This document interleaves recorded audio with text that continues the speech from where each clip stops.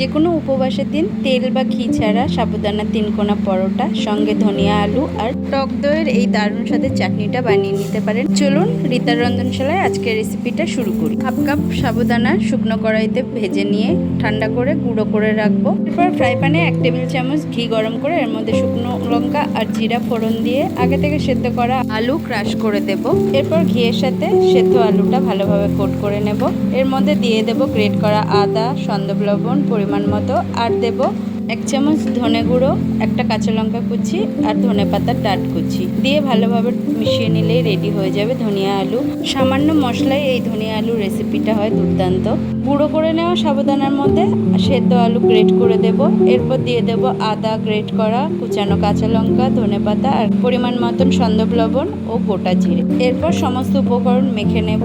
মাখতে মাখতে যদি শক্ত মনে হয় তখন কিছুটা পরিমাণ জল দিয়ে ভালোভাবে মেখে একটা ডো রেডি করে নেব। আর এই ডোটা রেস্টে রাখার কোনো দরকার নেই। এই ডোটা রেডি হয়ে গেলে এতে কিছুটা পোর্শন নিয়ে হাত দিয়ে চেপে চেপে ত্রিকোণা একটা শেপ দিয়ে নেব। এরপর পরোটার আকারে বেলে নিলেই হয়ে যাবে। আর এটা বেলার জন্য শুকনো আটা ময়দা কিছুই লাগবে না। বেলুন চাকিতে কিছুটা পরিমাণ ঘি বা সানফ্লাওয়ার অয়েল লাগিয়ে নিলেই পরোটাগুলো ভালোভাবে বেলে নেওয়া যাবে।